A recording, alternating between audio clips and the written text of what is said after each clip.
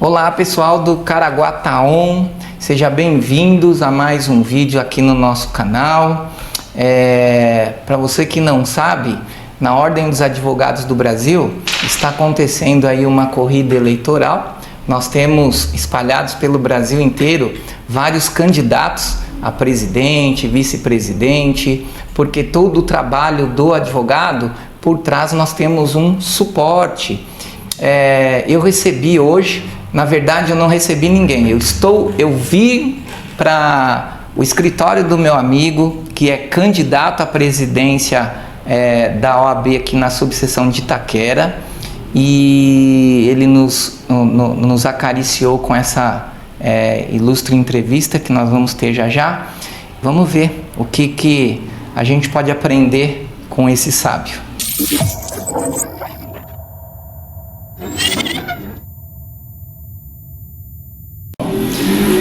Doutor, boa tarde. Boa tarde, doutor. É um prazer imenso recebê-lo aqui. É um prazer maior ainda poder conversar contigo a respeito das eleições da OAB, né? Geral, né? Isso. Mas em específico da OAB subseção de Itaquera. Estamos aqui ao seu inteiro dispor. Tem muita gente que não acompanha o trabalho do senhor, não conhece o senhor, é a primeira vez. Então eu queria que o senhor se apresentasse. Quem é o senhor? Quem é o Vanor? Eu sou o Vanor Barreiros, eu sou um ex-funcionário público. Eu trabalhei durante quase 20 anos no Tribunal de Justiça e saí do Tribunal de Justiça para exercer a advocacia, porque essa já estava nas veias, já estava no sangue, né? Então estou na advocacia há mais ou menos 15 anos. E dentro da advocacia nós atuamos na área civil. Sim. E nós tivemos nos últimos 6 anos o prazer de integrar a gestão, o prazer de aprender como funciona a gestão de ordem. Sim. E nós respondemos na qualidade de presidente pela pasta, uma das pastas mais importantes que existe dentro da OAB, que é a pasta da ética e disciplina. Muito bom. O senhor é presidente da Comissão de Ética? Presidente da Comissão de Ética e Disciplina da OAB de Itaquera. Sim. Onde nós fazemos todo o processo de admissibilidade das representações feitas, as audiências de instrução, né? Só não fazemos o julgamento porque o julgamento não nos cabe. Quem faz é o próprio tribunal, né? Tá ok. E conta pra mim, que importância tem a comissão de ética para o advogado? Isso porque muitos advogados, mas muitos mesmos, acham que essa comissão, seja aqui ou seja na fase lá do TED e tal, ela existe para punir o advogado. Quando, me corrija se eu estiver errado, quem vai ser punido não é o advogado, é o mau advogado, aquele que traz prejuízo para a advocacia. Qual a importância, doutor, da ética para o advogado? O Tribunal de Ética e Disciplina, ele atua tanto na questão ética quanto na questão disciplina. Então, ele serve como suporte, às vezes até para a solução de conflitos entre advogados mesmo, né? Certo. Existe algumas situações, especificamente falando, de honorários. De repente, um advogado atua num processo, um cliente substituiu por outro advogado e ao final tem lá um valor de honorários sucumbenciais para receber, e o último advogado acha que é tudo dele, esquece do primeiro, e aí gera um conflito. E o Tribunal de Ética está também para auxiliar nesse sentido de conciliação, solução desse conflito, né? Então não é só julgar a conduta do advogado infrator, mas também para fazer as conciliações. Evidentemente que a OAB preza muito pela conduta reta de todos os advogados. Tanto é que no código diz o seguinte: a conduta do advogado tem que ser reta, tem que ser ilibada, inclusive na vida particular. Certo. A vida particular do advogado não pode ser diferente da conduta dele enquanto profissional. Certo. Doutor, eu sei de um feito do doutor que, pela a humildade do senhor, não sai contando feitos por aí, mas na comissão de ética, alguns anos atrás o senhor me convidou para fazer parte, humildemente eu aceitei, e nós vimos ali, dentro da comissão de ética, os advogados que estavam enganando outros, aquelas questões ali que é corporativa. Mas dentro deste seio, dessa seara também, nós encontramos falsos advogados. Nós tivemos ali pessoas que se passavam por advogados, às vezes captando, né, para o advogado, onde é proibido pelo nosso Estatuto de Ética. E nós cuidávamos, nós não, o Tribunal de Ética, ele cuida da parte do advogado. E aquele que não é advogado estava se passando por advogado. Eu sei que o senhor criou ali uma comissão para combater isso. Conta um pouquinho para mim, como que foi isso, como que é essa comissão? Quando nós quando nós assumimos a pasta da comissão de ética, nós tínhamos um volume muito grande de processos. E nós, de pronto, resolvemos que era necessário fazer um pente fino. Certo. Porque nem todas as representações, nem todas as denúncias ali eram condizentes com o que estava acontecendo.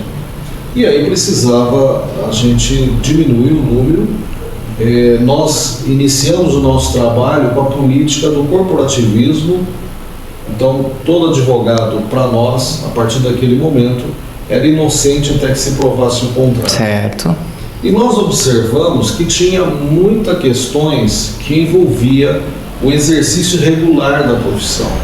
Pessoas que se passavam por advogados, que ludibriavam, enganavam clientes, certo, recebiam valores de clientes, mas não faziam absolutamente nada. E aí, nós nos vimos de mão atadas, porque como é que você vai requerer a punição de alguém que exerce ilegalmente a profissão se ele não é advogado? Entendi. Né? Então nós sugerimos a criação de uma pasta chamada Comissão de Combate ao Exercício Irregular da Advocacia. Certo. E sugerimos a indicação do Dr. Edmilson de Souza para ser o presidente. Todos os componentes da Comissão de Ética, primeiro que eles foram selecionados por mim, então passaram por um crivo de avaliação, tanto da conduta, tanto do conhecimento técnico, do elevado saber jurídico, e nós tínhamos certeza que para essa pasta funcionar precisava de alguém que reunisse todas essas qualidades, mas também tivesse vontade e condição, disposição para estar à frente da pasta e conduzir os trabalhos. E assim foi feito, assim foi criado, foi nomeado, foi formada uma pasta. Essa pasta produziu bastante conteúdo, bastante trabalho. Sim. Porém, vai uma crítica da minha parte. Sim. Né, que não foi falta de competência, mas foi falta de interesse de algumas pessoas, porque quando chegava à delegacia um ofício pedindo a instauração de um termo circunstanciado ou de um inquérito policial, a delegacia não tem interesse em fazer a abertura desse procedimento, porque a pena a ser aplicada é muito pouco baixa, né? Muito pequena, né? Então, assim, a delegacia já está abarrotada de serviço, precisando, inclusive, de mão de obra humana. Então, nós sentimos que nós precisamos avançar um pouco mais. Certo. E em que sentido? Nós precisamos que a OAB tenha uma lei que lhe conceda o poder de polícia para poder, sim, fazer a fiscalização como outros órgãos de classe fazem. E aplicam as sanções tanto administrativa quanto a penal, né? E nós precisamos trilhar esse caminho, nós precisamos buscar essa lei para poder você separar o joio do trigo. Ah, entendi, doutor. Doutor, nós estamos em uma época de eleição. Aqui na subseção de Itaquera nós temos 2 chapas concorrendo. E a minha primeira pergunta já com relação às eleições, para quem não sabe, todos os cargos dentro da Ordem dos Advogados do Brasil, eles não são remunerados. Então a gente vai lá, a gente produz, a gente trabalha em prol da advocacia. Então a gente não recebe nada em grana, a gente não recebe prêmio que vai sair em revista internacional, revista científica. E a minha pergunta para o doutor senhor, sabemos que não é remunerado, e o que levou o senhor a ser candidato, a assumir mais essa responsabilidade? Por que o senhor resolveu ser candidato e está se propondo a mexer em todo esse quadro e sem ganhar nada? Explica pra gente isso. Ótima pergunta, maravilhosa. Primeiro assim, a nossa candidatura, ela nasce não de uma vontade própria, não de uma vaidade própria. Ela nasce a pedido de um grupo de colegas que já vinha nos solicitando, pedindo para que a gente se candidatasse, disputasse as eleições, porque conhecia de perto o nosso trabalho enquanto gestor da pasta de ética, já sabia da nossa seriedade no trato da questão do advogado, da advocacia,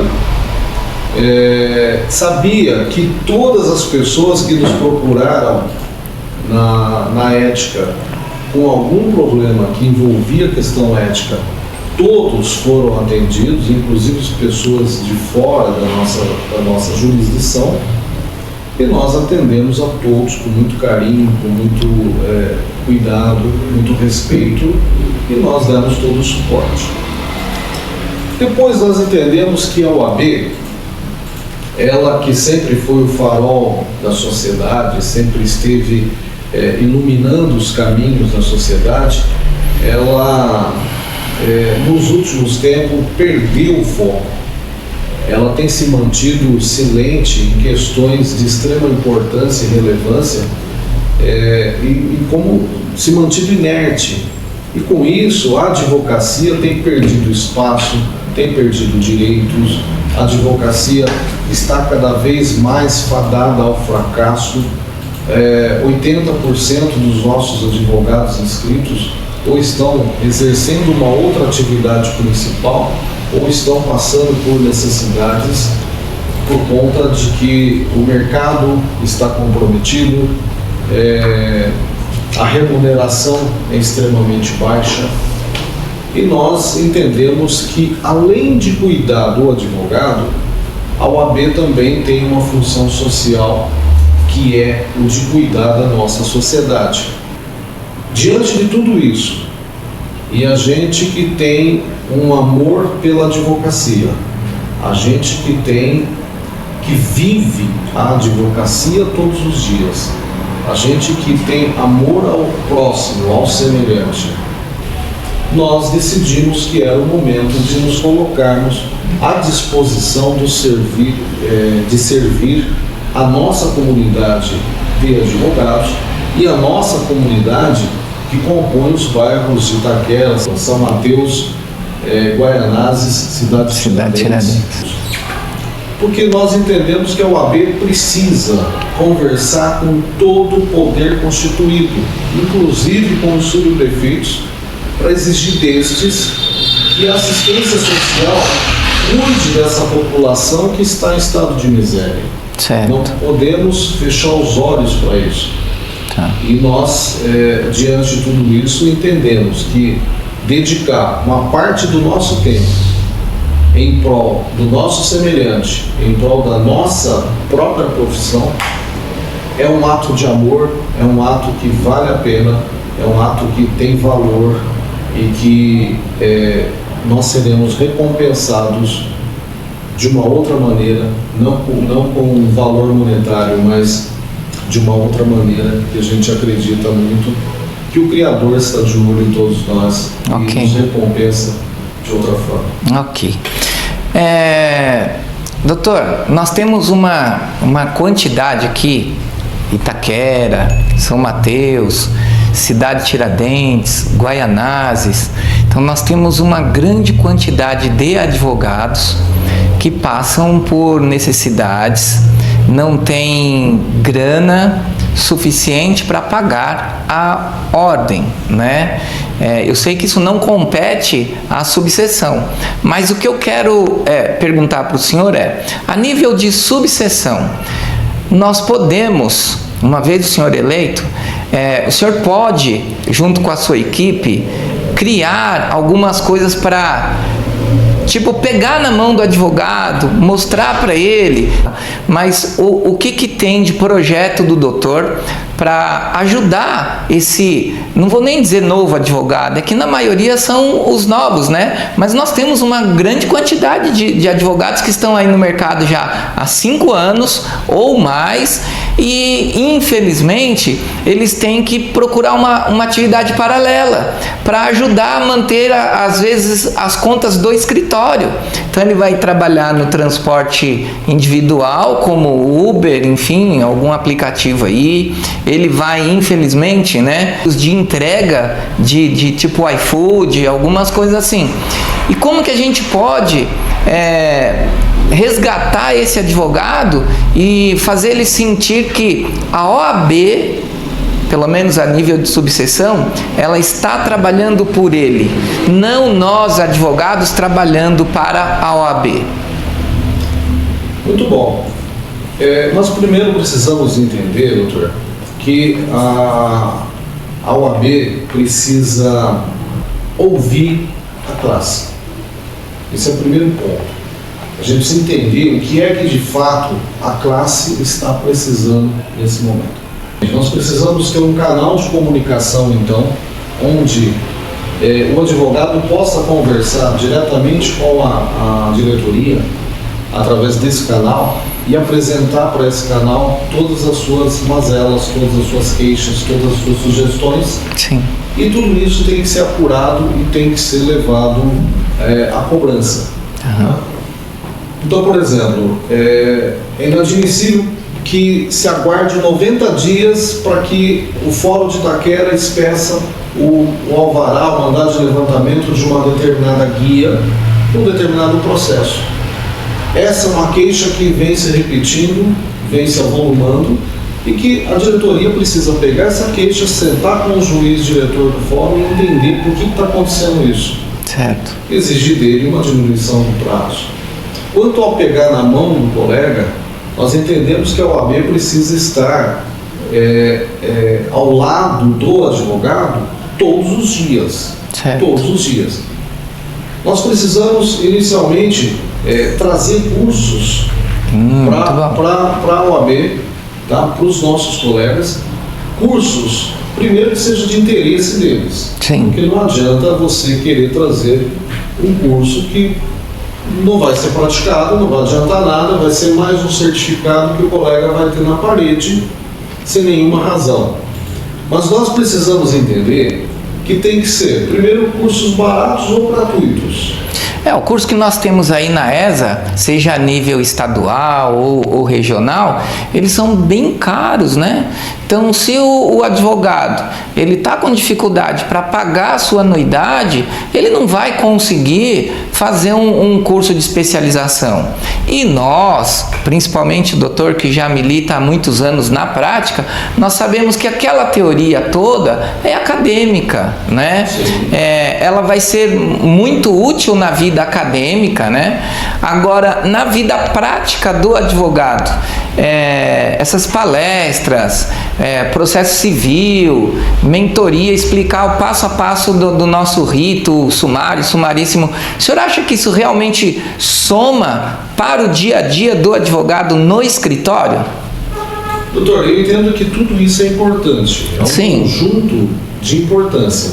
A palestra tem sim a sua importância, tem a sua relevância, os congressos têm suas Sim. relevâncias, mas nós precisamos entender o que de fato o advogado precisa. Certo. Ele precisa, de forma imediata, de uma palestra, então vamos providenciar. Mas ele precisa mais do que isso. Então, por que não buscarmos cursos curtos, de curta duração, não precisa serem longos, mas serem gratuitos. Certo. E nós temos diversos colegas advogados que são professores, inclusive, que têm conhecimento, têm bagagem, têm condição técnica Sim. de trazer essas informações para quem queira, para qualquer aluno que queira, Sim. qualquer advogado que queira participar, utilizando inclusive dos equipamentos, do espaço da própria ESA, Aham. tá? Para ministrar esses cursos de forma gratuita ou de uma cobrança simbólica, um valor muito simbólico, Sim. né? Até para contribuir realmente para que o colega possa fazer uma reciclagem, fazer uma preparação melhor para a sua atuação no mercado. Sim. Eu ia perguntar para o doutor sobre a questão da fiscalização, como tem o CRM, Conselho Regional de Medicina, como tem o CREA, como tem o Conselho Regional de Educação Física, onde existe ali uma equipe de profissionais que vão correr atrás dos falsos profissionais, que geram prejuízo à sociedade. Mas o senhor já deixou claro isso, inclusive criou a Comissão de Combate ao Exercício Ilegal da Advocacia, que vai, pelo que eu entendi, vai seguir e o senhor vai dar uma injetada lá para aumentar mais a qualidade da fiscalização, né? Sim, o nosso objetivo é manter a comissão. Certo. É uma comissão especial, né? Não é uma comissão. É uma comissão especial, ela não é permanente, mas nós queremos mantê-la funcionando e nós queremos, antes de qualquer coisa, pegar o presidente da comissão, sentar com os delegados da nossa circunscrição, apresentarmos para eles que agora nós somos a nova diretoria, nós temos o presidente dessa comissão e que toda solicitação de instauração e apuração dos fatos que a comissão encaminhar para a delegacia seja atendida com mais carinho, seja atendida com mais seriedade, com mais celeridade também, até para que a comissão e a própria OAB possa dar uma resposta para a sociedade de modo geral e para quem trouxe a denúncia, certo, de que o advogado não está abandonado, que a advocacia tem alguém de olho. tomando conta deles. Sim, tomando conta deles. E que esse esperto, esse estelionatário, Não tenha dúvida. não vai mais poder agir em nome dos advogados. Exato. Tá? Porque ele vai sofrer uma sanção ali. Então, inicialmente, é uma sanção pequena, mas de forma reiterada. Que a gente pode, dependendo do ato, vai somando aqui, vai somando ali, brincando, dá uns 5 aninhos aí de detenção, né? Sim, que aí já não dá mais transação também. Exatamente. Então já começa a agravar. A gente já sai do GCRIM, né? Já sai do GCRIM e já vamos para a esfera comum da Tá. justiça penal. Agora minha pergunta é, me perdoa a ignorância, tá bom? Mas eu não ouvi falar, não tenho conhecimento, e se é possível, primeiro, nós temos a nível de OAB uma ouvidoria? Nós temos uma ouvidoria em nível estadual. Estadual, nós temos uma ouvidoria. Até recentemente, o ouvidor da OAB São Paulo, ele renunciou ao cargo. Ele renunciou ao cargo em razão de desentendimento interno, porque a ouvidoria tem que funcionar. certo. Ela não pode ser só, como é que a gente fala? Ela não pode ser só um cargo figurativo. Ele precisa. Para dizer que temos, né? Precisa funcionar. Então, em razão de desacordo, desentendimento entre a presidência seccional e o ouvidor, este ouvidor acabou... Que em tese a ouvidoria é independente, né? Independente. Senão não pode ser meramente um quadro figurativo. O senhor acha isso possível a nível de subseção? Criar-se uma ouvidoria? Eu acredito, e quando a gente propõe a criação desse canal de comunicação, né, com a diretoria local, nós estamos falando de algo mais rápido de acontecer, mais urgente, mas eu entendo que é perfeitamente possível, sim. Tá bem. Eu entendo que é perfeitamente possível. Tá bem. Eu quero parabenizar o doutor pela coragem, né? Não saiu do sofá, né? E veio para dar a cara a tapa agora publicamente, né?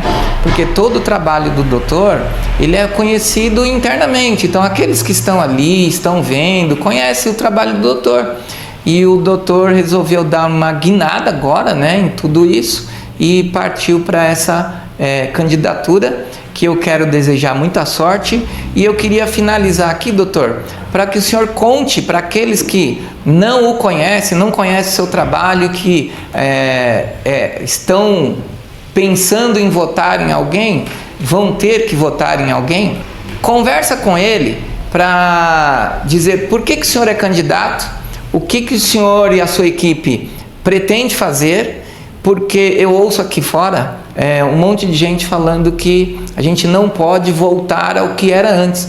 Chama o seu eleitor, chama aquele que não conhece o Dr. Vanor e diga para ele por que ele deve votar no senhor. Muito bem, doutor, isso é ótimo. Nós perdemos em 3 anos diversos serviços que tinham sido conquistados por gestões anteriores, à base de muita luta, de muito sacrifício de quem veio primeiro.